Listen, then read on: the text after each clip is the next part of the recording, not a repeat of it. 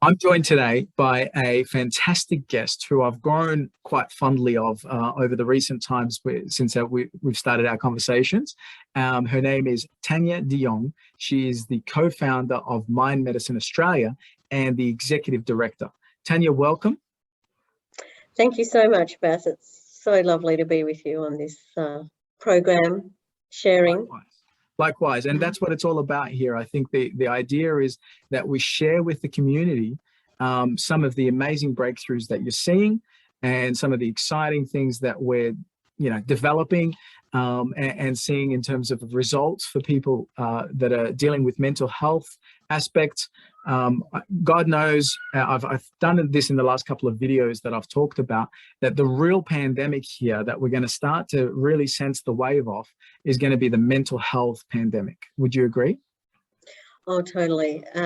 This is the real pandemic, as you say, and it's going to unfortunately potentially last for generations, because the trauma that many people have experienced through the lockdowns and many of the draconian restrictions have led, to so many mental illnesses, to increased loneliness and social isolation and disconnection, to increased domestic violence and family breakups and loss of social cohesion, and of course loss of employment, lives, of course, sadly, and livelihoods as well. And I think that we are seeing at Mind Medicine Australia, and also with our other charity, just this enormous spike in people reaching out for help, people who are saying that they've tried to overdose in their lives, that they don't feel that there's any hope, and so on. And unfortunately, the nature of trauma is such that it's very, very hard to treat. I mean, with current existing treatments, the remission rates from post-traumatic stress disorder are around about 5 to 10%. And so we have a serious problem, because often trauma can be passed on intergenerationally as well, so that, a parent could experience trauma, then pass it on to their children and so on. And of course, this is something that I'm quite familiar with, because I'm the daughter and granddaughter of Holocaust survivors. And I've always been aware pretty much probably since I was about 12, that many of my relatives were killed in the Holocaust. And though I have never been diagnosed with a mental illness, I do feel that we all carry some type of ancestral trauma. And this is all being exacerbated now by what's happening to the human race. These are all our brothers and sisters. Even though we feel very divided right now, actually, this is all our brothers and sisters, and we're all just really fighting each other, which is horrible. So families are fighting within themselves, but more broadly, we're creating a very polarized society, and the mental health fallout of that is significant. And then, of course, taking children out of school, closing playgrounds and things like that is a terrible indictment, terrible thing to do to children, and who need that sense of stability and that social connection with people of their own age. So I think we're going to see a long-term fallout from this, and we are going to have to come up with some really innovative treatments to expand the treatment options available to doctors and their patients, and enable people. Yeah, and you guys are creatively working with that at the moment as we speak. So Mind Medicine Australia has come up with some very creative solutions. And I know you've been doing this for a while now. How long has Mind Medicine Australia been around for, and proposing some of these solutions to the mental health? So nearly 3 years. And in that 3 years, we've made a lot of progress. Like, really, we set up Mind Medicine Australia to create the ecosystem to make psychedelic assisted therapies, particularly psilocybin and MDMA assisted therapies, accessible, available and affordable to Australian medical practitioners and health professionals and their patients, to expand the treatment options, because at the moment with current treatments. In the case of depression, only 30 to 35% of patients are going into remission. That means, you know, no longer showing any symptoms for their condition with existing treatments. And in the case of PTSD, as I mentioned, 5 to 10% remission rates, whereas with psychedelic assisted therapies, we're seeing remission rates of 60 to 80% after just 2 to 3 medicinal doses with a short course of psychotherapy. And wow. I'm mind blown by that. We've got to give that, I've just got to repeat that one more time. So you're saying for PTSD patients, generally traditional medicine, traditional treatments are seeing about 5 to 10% remission rate, but with the psychedelics and with the options that you're bringing in, we're seeing more like 65 to 70. Is that right? Or did I 60 to 80%. 60 to 80. Okay. Yeah, Wow. and the same with depression. So 60 to 80% remission rates. And, you know, so we could be getting so many more people well and out of the system and leading meaningful, happy and healthy lives. And that's And, important, you know, because everyone the system, deserves that, right? Hey? yeah, absolutely. Well, I'm saying that's really important because the system isn't coping at the moment with Absolutely not. so we No, I mean, need, in Victoria, we have, you know, we're the world's most locked down city. But I mean, in Victoria, the wait lists to see a psychologist or psychiatrist in Melbourne, I think, are over a year, and in regional Victoria, up to 2 years. You know, so that's not sustainable. You know, if someone's feeling suicidal or seriously unwell, they need help now. They can't wait for months or years to see a practitioner. And so it is really important that we get to the root cause of people's suffering. And this is what these medicines are very effective at doing. So sounds like it. That's a 60 to 70 increase, you know, to what the traditional rates are compared to what you're saying is being witnessed now with Mind Medicine Australia's solutions that are coming through. And what a timely thing. I mean, you're saying in the last 3 years you guys have really been kicking off. With the last couple of years being as mad as they've been, we've experienced, you know, unprecedented changes around the world. And, you know, in a large way, it can be summed up by bad leadership and bad management of what's going on around this situation. But without, you know, judging or blaming anybody, I guess all of humanity need to take responsibility and take account of what's happening. And as systems are being exposed for what they really are, we really need to start to take not only account, but start to take stock of what we could potentially be doing in terms of bringing in better systems, actual systems that work and serve humanity better.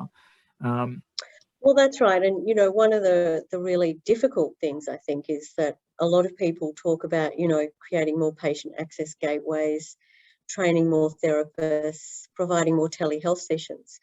The fact of the matter is if you can't get to the root cause of a person's suffering, then actually they're never going to get well and out of the system. Or if they drop out of the system, then, you know, there's a risk of the slippery slope to suicide. So it's really, really important that we find a way collectively that these treatments, which have been around since the beginning of human civilization, in fact, you know, psychedelic medicine, psychoactive plants and so on have been around since the beginning. And you can see them in the ancient Greek and Roman archaeology. You can see them in many indigenous cultures and also religious communities where those medicines have been used for healing and for raising of consciousness the whole time, and they've never been illegal. And of course, in Western civilization, over 50,000 patients were treated with different psychedelic assisted therapies in clinical environments, and that's what we're really focused on, is the use of these medicines in clinical environments in the 50s and 60s. And so Nixon had his war on drugs in 1970 and, you know, effectively made this whole class of drugs illegal only for political reasons. There was actually no scientific reason for this, and his advisors actually acknowledged that they were lying about, you know, how effective and safe these treatments were for patients. And unfortunately, that stopped all research. And Professor David Nutt, who's the head of neuropsychopharmacology at Imperial College, describes that as the worst censorship of medicine and science in the history of humanity, because we have this lost 50 years effectively, where loneliness and social isolation and mental illness have spiked. And it's only in the last 10 years or so that we've seen this renaissance in research and funding in this space. But now this field is completely taking off. I mean, there's, you know, organisations all over the world. There's trials taking place all over the world at the leading institutions like Yale, Oxford, Harvard, Imperial College. There's funding being granted by governments, including the Australian government, which recently granted $15 million to further research. As well, you know, we're seeing, you know, over 100 for-profit companies around the world being set up because investors are seeing this as so prospective. Because, you know, this is personal for every one of us. We either have ourselves or someone close to us who will be suffering. And in fact, the Australian just recently said this week that I think some of the research that has been done was showing that up to 4 in 5 Australians now have said that their mental health has really deteriorated through this pandemic crisis. And of course, the spikes in youth mental health have been really shocking. No doubt. And I love speaking to people like yourself that have the solution seeker, entrepreneurial energy that understand the importance of uniting humanity. And also, you know, there must be something quite, you know, urgent in your mind as well as intelligent to have said to create this space 3 years ago in anticipation without, you know, obviously nobody's got a crystal ball, what's currently happening. And I guess what we're seeing now, as we said, the real pandemic, the real tidal wave, or what they call the tsunami, you know, the after waves, aftershock of a tsunami, is going to be the mental health aspect. And so to be positioned in this position to offer solutions to already failing systems that were already, you know, decimated before a pandemic breakout. I think that there's a couple of things here that you've touched on that have really resonated with me, that are making my neurons sort of fire off. The first one is, I have certainly sensed within myself that collectively we are going through a collective psychosis, and it's induced by what's going on around us, around the globe. Never before have we seen, you know, the country locked down like it has been. Australia's been locked down for the last couple of years. And we're, you know, getting promises from the political, you know, spectatorship that, you know, people may be able to travel again as of November next year. This year. And you know, you also touched on the fact that the political landscape has had an effect on health and mental health, and suppression of potentially using what we're currently talking about as cutting edge, but it's actually medicine that's been around since the beginning of dawn, you know, and our ancestors and previous generations have had access to it.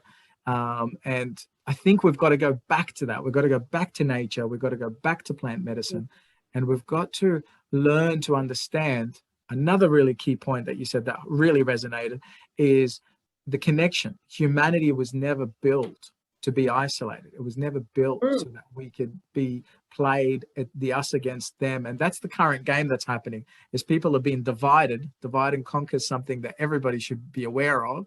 And even within their own household, let alone friendship circles and families and so on. And we've really got to get back to the essence of connection again, and never think, oh, it's happening to the nurses right now, or it's happening to the construction workers right now. It's not going to affect me. If it's happening to them on a collective level, it's happening to us as well as individuals, you know. So if you want to, I mean, we're all suffering. We're all suffering at the moment, you know, like, you know, unless people like being locked down. And of course, lockdown does suit some groups of people really well, and you know, and it's fine for people who are still in full paid jobs, like a lot of the bureaucrats and, you know, politicians and others. But for many of the population, you know, to either be forced to do something that people feel uncomfortable with is really wrong.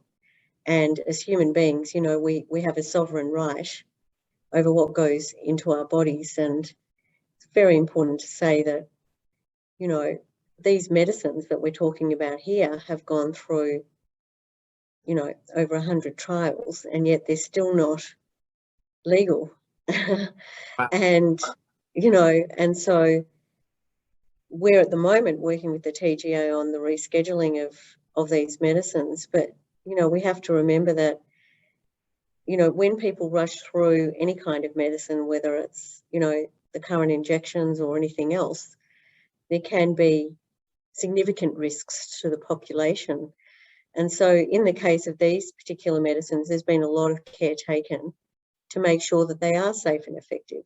For example, the Food and Drug Administration in the US have granted these medicines breakthrough therapy status, and that is only granted very rarely to medicines that could be vastly superior to existing treatments, to fast track their approval to prescription medicine. But it still takes years, and that's with medicines that have been around since the beginning of human civilization.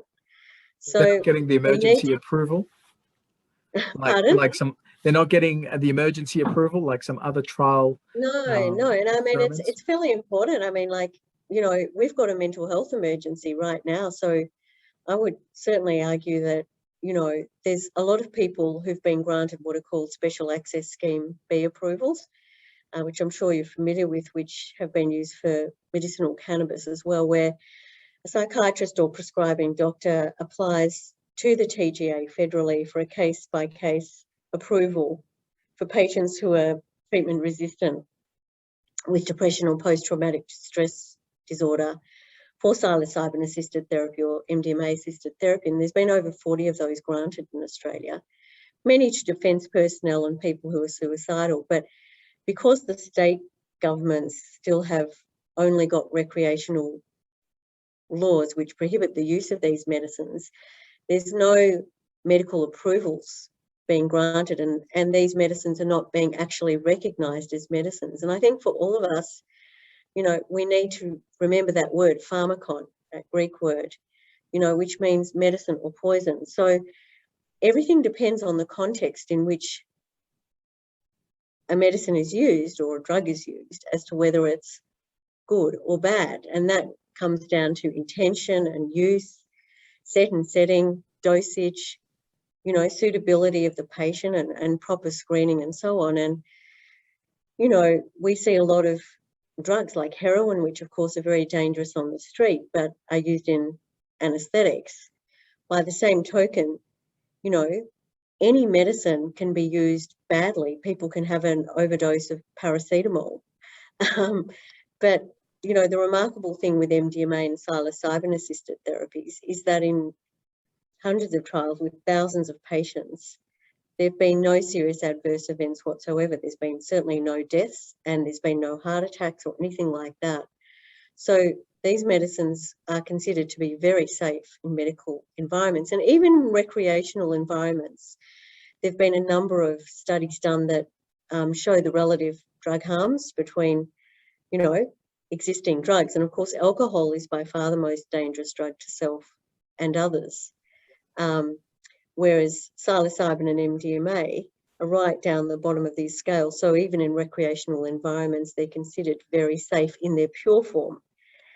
But the sad thing is that they get a bad name, particularly MDMA, because, people get ecstasy pills, which often contain no MDMA at all, but because the pills aren't properly tested, young people don't know what they're taking, and that can lead to bad outcomes. But in medically controlled environments with properly trained therapists, and we're in the process of, training hundreds of therapists through our certificate in psychedelic assisted therapies.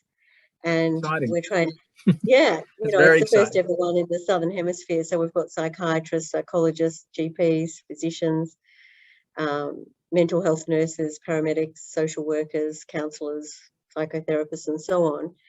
We're all doing this training. I mean, it's a very sexy profession. A lot of people want to be a psychedelic assisted therapist, or at least have it as an adjunct to, their other skills. And so we're getting a huge amount of people registering for that training, and we have a world-class faculty, and it's wonderful to see multidisciplinary professionals, health professionals, come together and really put the patient at the centre instead of, you know, being in their usual silos. And the students just love coming together with other professionals and learning from one another.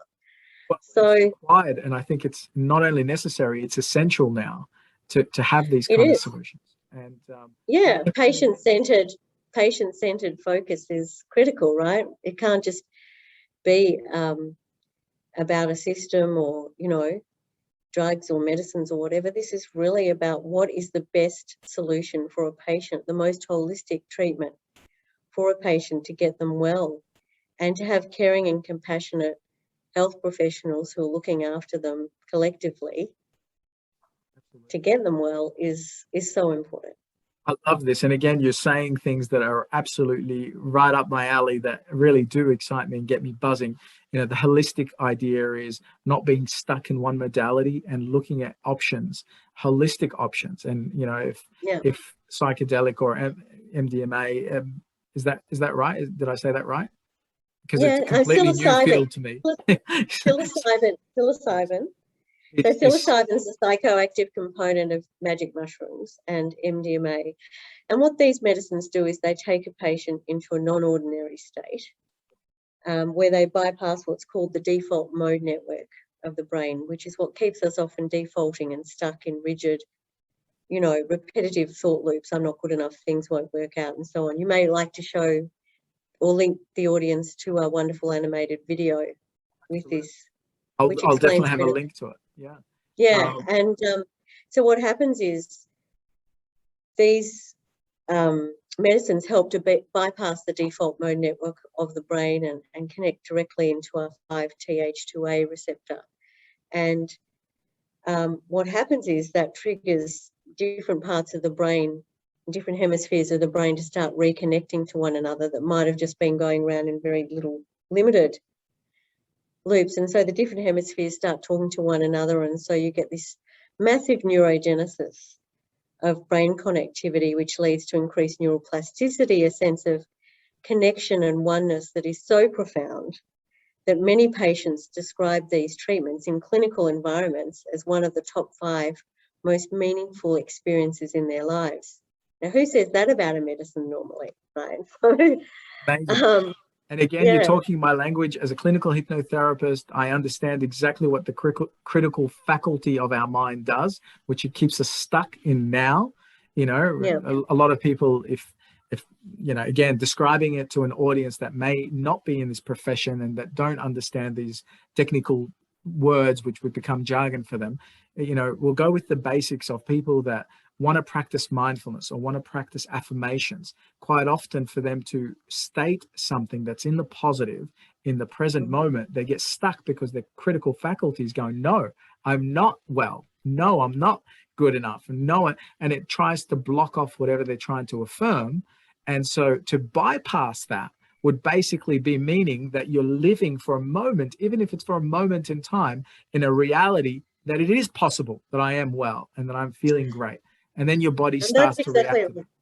Yeah. No, that's exactly right. So that state creates a window for a trained therapist to then come in and work with that patient to bring those insights back into the patient's life or work, relationships, and so on. And many patients describe these treatments as, you know, I felt like I went through 15 years of psychological therapy in one night. That's It's what really we're about. profound. We need that. We need that highway to neuroplasticity. And what you're saying, for me to understand it in my terms, I quite often tell people that I'm not a hypnotherapist and hypnotizing people, I'm unhypnotizing them. So what you're offering here through MMA is the potential for people to have a moment where they lose themselves, like we do in a good book or a good movie, and see another potential for their life, for their reality, that could potentially save their life from suicidal, depression, anxiety, addictions, or in the recent cases, mass trauma, you know, with what's That's right. happening. Yeah. No, So, I mean, you know, I truly wish that, you know, everyone could have access to these I treatments. do wish. Who, you know, who needs them and who, you know, is screened as appropriate for them, because I truly think it would it would change a lot of things. How's it And definitely possible? we should put them in the water at Parliament House and stuff, don't you think? 100%. Just joking. 100%. I believe so.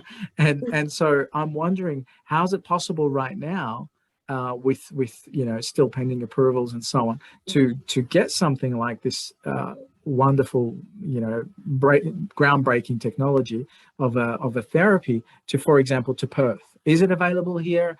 Are we able to offer that kind of assistance to people here in WA? So at the moment, as I mentioned before, there's a special access scheme B pathway where I think there are some practitioners who may have got SASB approvals even in Perth, but your state government at the moment is blocking access, as are a number of other state governments. So you definitely need to go and talk to them.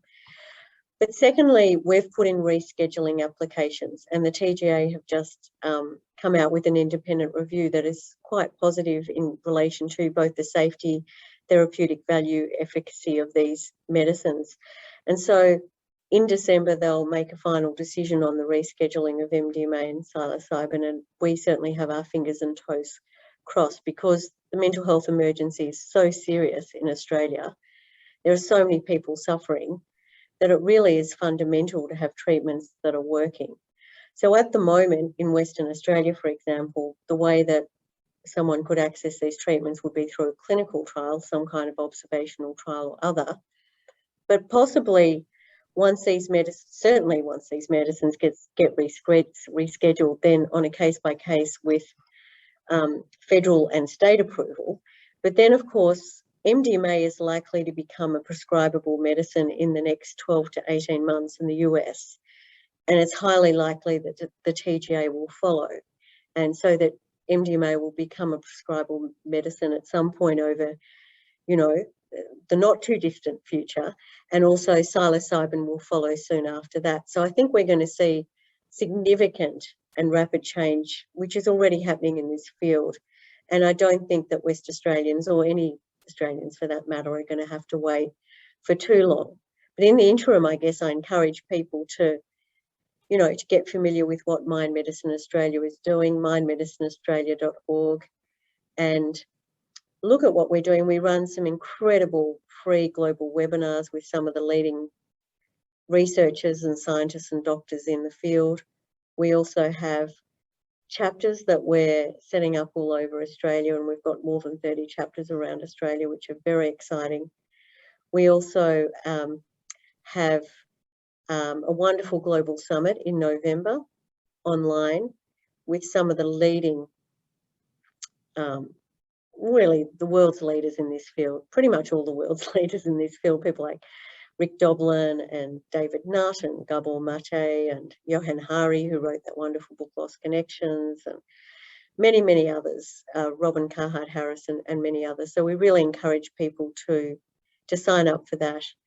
And then, of course, for all the therapists and doctors and professionals out there who want to be part of our professional development programs, we have a certificate in psychedelic assisted therapies. We have a fundamentals in psychedelic assisted therapies course, a 4-week preliminary course, and many other courses coming online and available, not just online, in-person courses as well.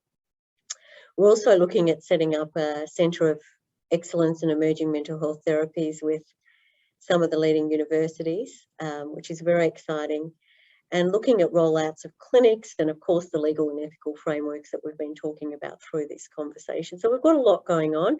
We're also launching Australia's first book of psychedelic healing stories this month, Mental Health Month. So there's about 50-something stories in there of Australians who've healed through these medicines. But, of course, there are thousands of Australians who've healed through these medicines, either legally in other nations where the medicines are legal, or through trials, or through the underground, because people who are desperate for treatment aren't going to wait, and will go out and seek their own treatments. But of course, the more that we can bring these medicines above ground and make them available in medically controlled environments, the more we can make sure that the practitioners and the dosage and the intention and setting is correct to give patients the best chance of really getting well and leading a meaningful life and reducing all this terrible suffering and suicide,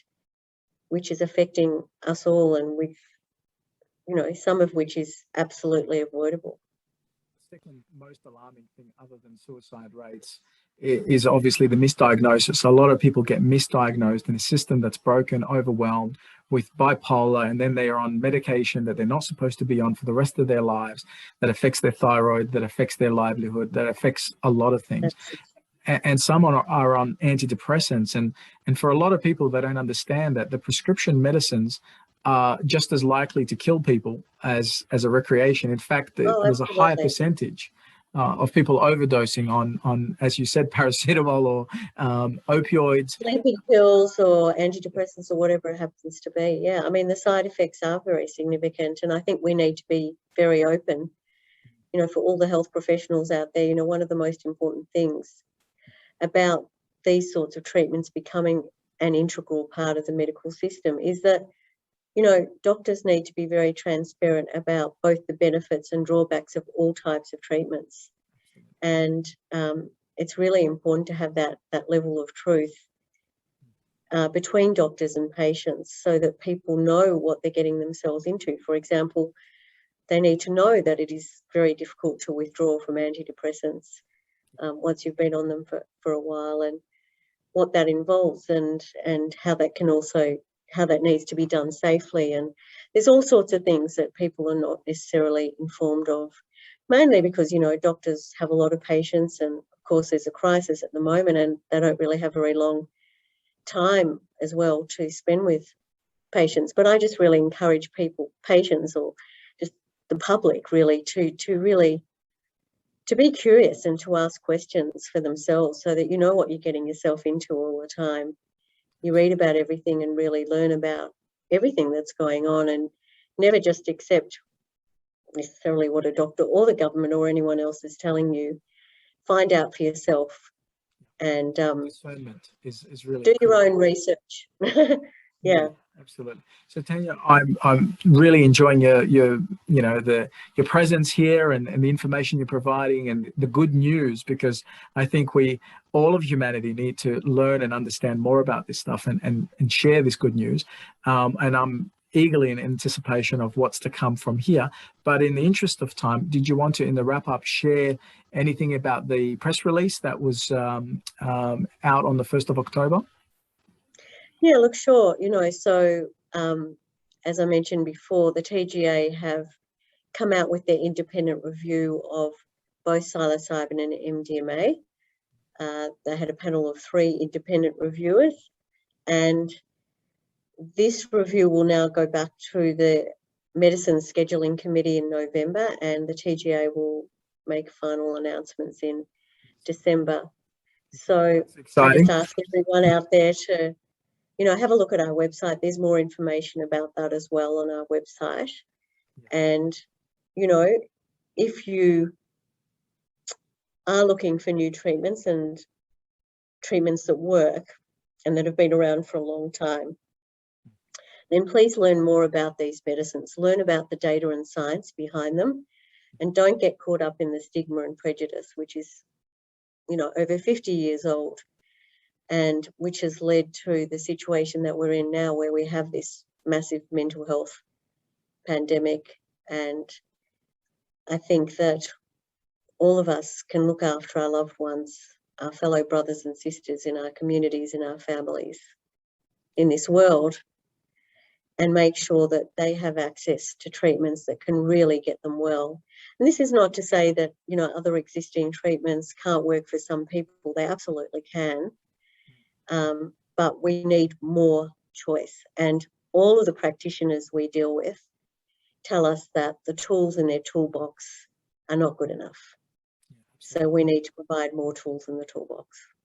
Great. Especially holistic tools, plant-derived medicines, and something that's developed in a lab that is specifically designed to develop it, rather than somewhere else.